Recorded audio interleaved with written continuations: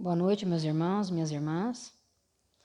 Estamos aqui hoje para gravar este pequeno vídeo que é sobre o testemunho da minha vida. Não será um vídeo muito longo, eu vou apenas mostrar para vocês o que é a transformação que Jesus pode fazer na vida de uma pessoa quando ela realmente aceita e se propõe a colocar aquilo que Deus quer fazer. Muitas pessoas aqui de onde eu moro me conhecem. Meu nome é Eliane Rodrigues do Amaral, mas a maioria me conhece como Lia Amaral. O meu testemunho é um testemunho curto para mostrar a grandeza e o poder de Deus. Eu sou filha única biologicamente dos meus pais e os dois já é falecido. E quando eu tinha 7 anos de idade, eu fui abusada pelo meu pai. Nesse inteirinho, minha mãe morreu sem saber disso, nunca ficou sabendo. E essas são coisas que marcam a vida de uma pessoa, de uma mulher, né? Então, eu quero expressar meu sentimento para vocês, não dizendo que isso foi o determinante para mim levar a minha vida para o lado que eu levei, mas que sim, que uma ação dessa de um homem que era para te proteger e te cuidar, e ele fazer totalmente ao contrário, isso é uma coisa que bagunça demais a cabeça de uma criança, porque 7 anos é uma criança ainda. Meu pai foi sempre alcoólatra. Minha mãe sempre foi uma mulher trabalhadeira, uma pessoa honesta. E fisicamente, psicologicamente, vamos dizer assim, financeiramente, ela nunca me deixou faltar nada. Mas dentro da vida dela, das tristezas, das lamúrias que ela vivia naquele casamento, ela não conseguiu ser uma mãe amorosa. Não me faltava nada, mas me faltava carinho de mãe. Porque, na verdade, ela não tinha tempo, ela tinha que trabalhar, porque meu pai não fazia nada dentro de casa. E diante de tanto sofrimento que nós tivemos, muitos anos da minha vida eu tive que andar de camburão de polícia atrás do meu pai com a minha mãe, foram muitas surras, facadas que meu pai deu na minha mãe, foi uma vida muito triste. Então meu pai impactou demais a minha vida como marido, tudo isso pelo lado mal. Ele foi um péssimo pai, um exemplo de pai, foi um péssimo exemplo de pai, foi um péssimo exemplo de marido, foi um péssimo exemplo de filho. Ele foi um péssimo exemplo do que um homem poderia ser nessa terra. Hoje eu aprendi a perdoá-lo, mas vivi muitos anos da minha vida com muito ódio no coração por ter tido esse pai, né? E a minha mãe, na época, também nunca seguia Deus, então me incentivou de uma certa forma a criar esse rancor dentro do meu coração. Quem plantou a semente de Jesus em mim desde pequena foi a minha avó paterna, Dona Isolina. Minha avó faleceu 50 anos dentro da Igreja Evangélica Luz do Mundo. E dos meus 5 anos até meus 12 anos, a minha avó me levava para a igreja. E lá dentro, já o Espírito Santo foi trabalhando dentro de mim. Embora, em uma certa idade da minha vida, quando a minha mãe separou do meu pai, eu tinha 12 para 13 anos, eu fiquei, bem dizer, como se fosse uma ateia. Minha mãe se dizia católica não praticante, meu pai, filho de evangélico não praticante. Quando a minha mãe separou do meu pai, automaticamente a minha avó ficou com ele. Eu fui embora com a minha mãe, então nós não íamos para igreja nenhuma. Ao contrário, minha mãe muitas vezes seguiu alguns centros de centro espírita, umbanda, né? Não estou falando mal disso, nem questionando a fé de ninguém. Estou apenas relatando os fatos. Então, a minha mãe também era uma pessoa perdida, religiosamente falando, né? Ela não tinha uma firmeza religiosa. E me deixou também perdida nesse espaço de tempo.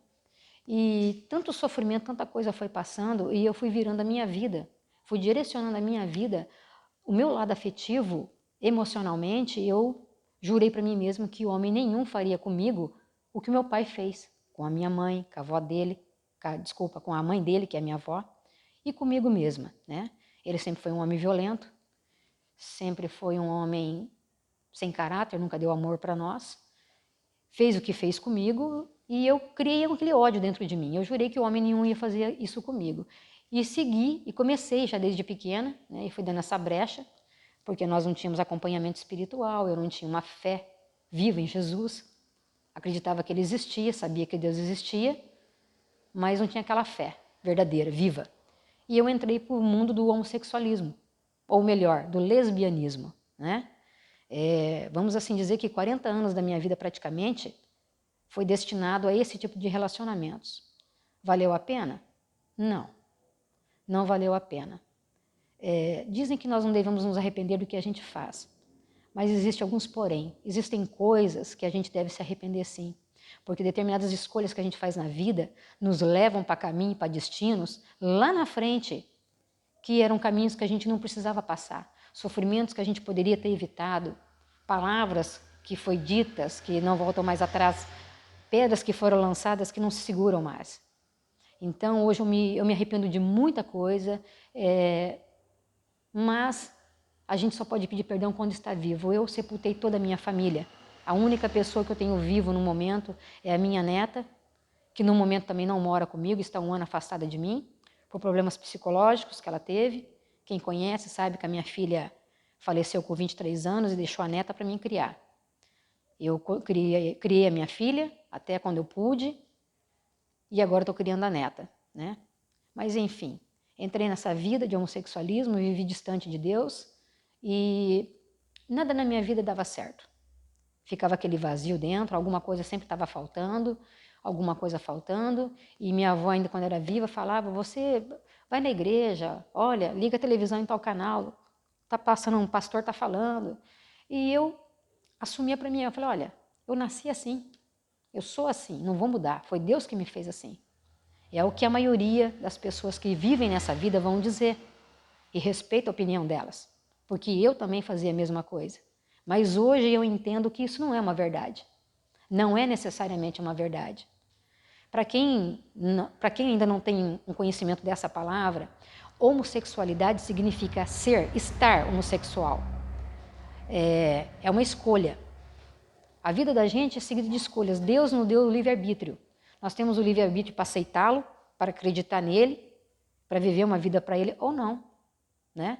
A mesma coisa, nós temos escolhas na vida. Nós escolhemos com quem vamos casar, nós escolhemos o tipo de serviço que nós desejamos, nós não escolhemos a família que nós vamos ter, não escolhemos o filho que queremos, ninguém sabe se vai ser o menino, uma menina, mas as escolhas da vida nós temos. Deus nos dá esse livre-arbítrio da gente escolher. E muitas vezes a gente escolhe o caminho errado. E esse caminho nos traz sofrimento, tristeza, dor. E temos que agradecer a Deus ainda quando estamos em tempo, porque Deus nos fala na palavra dele que enquanto existe vida, há esperança. Então, enquanto a gente está vivo, nós temos a chance de nos consertar com Deus, fazer um concerto com Ele, reavaliar a nossa vida, nossas atitudes e nos voltarmos para Ele. É fácil? Não é. Não existe um botão liga e desliga, né? Você viver 40 anos num determinado... É como uma pessoa que usa droga. Eu imagino, eu nunca usei droga na minha vida. Com todos os meus defeitos, mas eu nunca usei droga na minha vida, né? Infelizmente, a minha filha foi para esse caminho e por essa razão perdeu a vida. Mas são escolhas que nós fazemos. Porque dentro da nossa casa, como pobre, ela nunca teve essa experiência, ela nunca viveu essas drogas dentro da minha casa, porque eu nunca ensinei isso. Sempre trabalhei. O meu defeito foi ter escolhido esse tipo de vida, mas sempre trabalhei, sempre fui honesta com as minhas coisas, assim como a minha mãe foi. Mas eu estou aqui para dizer para vocês que quando nós não dispomos no nosso coração, em primeiro lugar, a chave para que nós possamos mudar a nossa vida é a obediência. Porque não adianta a gente pedir para Deus, transforma a nossa vida, me muda, me transforma, achando que Deus vai usar uma farinha mágica e vai dar um estalo de dedo e nós vamos amanhecer no outro dia heterossexual, vamos encontrar o primeiro rapaz no serviço e vamos casar. Não é assim que funciona. Nós queremos tudo de um dia para a noite, Deus não age assim. Ele vai quebrar o vaso, ele vai esmiuçar o vaso, ele vai começar tudo de novo. Ele vai trabalhar em nós. Eu era uma pessoa de índole violenta. Eu era uma pessoa de estupim curto. Quem me conhece sabe o que eu estou dizendo. Eu era muito nervosa, muito impaciente. Era uma pessoa que, se alguém falasse uma vírgula para mim errada, eu já partia para a violência. Eu nunca tive medo de homem, de mulher. Era muito violenta, entendeu? Muito enérgica, muito radical. Eu mato, eu faço, eu aconteço porque sou eu que mando. Hoje eu descobri que eu não faço nada disso. É Deus quem faz. Então Deus ele vai mudando o seu caráter. Ele vai mudando seus pensamentos, ele vai mudando a sua alma. Mas isso é um processo que dói. Porque Deus mexendo nas nossas feridas, dói. Para ele nos transformar, dói. Mexer nas cascas de faísca que a gente está tentando cicatrizar, dói. É difícil. nós temos que ter um firme propósito de, em primeiro lugar, querer e obedecer a Deus. Muitos querem. Muitas pessoas que estão nessa vida, na prostituição, no álcool, nas drogas, no homossexualismo, em tudo quanto é coisa que a sociedade considera errada, querem sair dessa vida. Muitos querem, mas não tem força suficiente para levar até o fim. Porque pecar, gente, o pecado ele é bom. O pecado é gostoso. É a válvula de escape nesse mundo de caos que nós estamos vivendo. E o Senhor nos dá a esperança de entregar nossa vida para o seu Filho Jesus Cristo. E Ele tudo fará. E eu entreguei a minha vida para Jesus. Eu me batizei, já tem praticamente mais ou menos 10 anos de batismo. Isso não significa que eu não tenha caído nessa estrada, já caí, já falhei com Deus, tive que pedir perdão, me levantar novamente. Foi mais de uma vez, porque é um processo. Deus ele não te garante que você vai aceitar Ele hoje, pronto, você nunca mais, você vai perder tua salvação e você não vai nunca mais precisar de nada. Você é um processo, você tem que aceitar Deus, ter uma obediência à palavra que Ele te pede, porque Ele não pede nada difícil. Ele diz que o fardo dele é leve e o seu jugo é suave. Quando nós nos comprometemos a deixar Ele agir na nossa vida. E eu me propus a isso. Quando a minha filha morreu, eu tentei barganhar com Deus. O Senhor cura minha filha e eu vou te servir. Eu fui pelo motivo errado para Deus. Mas Ele é tão misericordioso, Ele é um Pai de misericórdia, Ele é tão maravilhoso, que Ele fala, venha do jeito que você está. Então, meu irmão, minha irmã, se você é usuário de droga, se você é homossexual, se você está no lesbianismo, se você rouba, se você mente, se você adultera, se você passa por qualquer tipo de situação que você se envergonha de você mesmo, não espera eu vou melhorar para ir para a igreja, venha como você está. Porque a igreja é o hospital das doenças da alma. Jesus é o médico. É Ele que te cura, é Ele que te transforma. Então venha do jeito que você está.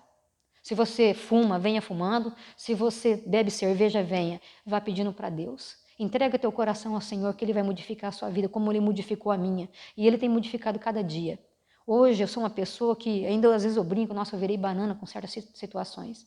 Mas hoje eu aprendi o silêncio. Hoje eu aprendi a orar mais. A perguntar menos o porquê. Porquê de tudo? Hoje é para quê? O Senhor está nas suas mãos. Se é o Senhor, porque Deus, Ele não nos castiga, meus irmãos. Deus está castigando, não. Deus, às vezes, Ele nos dá permissão, porque nós abrimos brecha para o nosso inimigo. O nosso inimigo, a palavra diz que ele fica como um leão ao nosso redor, tentando nos tragar, nos levar para o inferno, com tudo aquilo que o mundo oferece.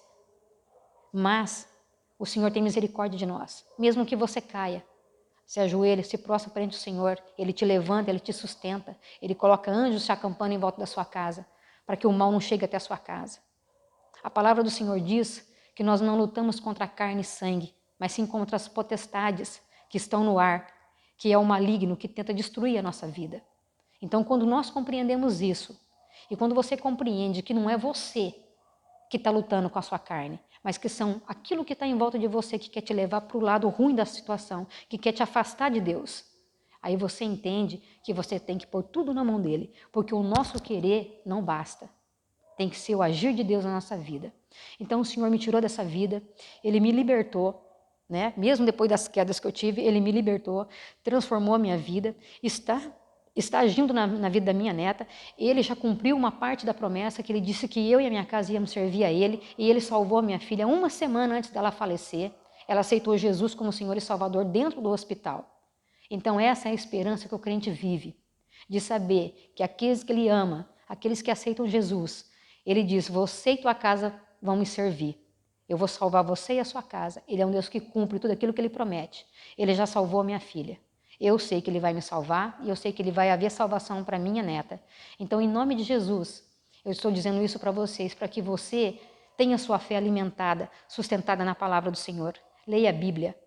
Venha para a igreja que você se sentir melhor, vá para a igreja. Não se afaste de Deus, porque somos nós que nos afastamos dele, não é Ele que se afasta de nós. Então hoje fica para vocês esse pequeno testemunho de alguém que andou nas trevas, de alguém que tinha tudo para dar errado na vida. Meu pai, além de tudo, também era usuário de droga. E eu nunca fui de bebida alcoólica, nunca fui de usar droga na minha vida. E o Senhor está restituindo a minha saúde. Fiquei adoentada, mas eu tenho fé que o Senhor vai restituir a minha saúde, a minha casa e eu e a minha casa vamos servir a Deus, e estou assim, com o coração livre, esperando a gloriosa volta de Jesus, junto com os meus irmãos, para que nós possamos um dia mais tarde estar honrando Ele lá no céu.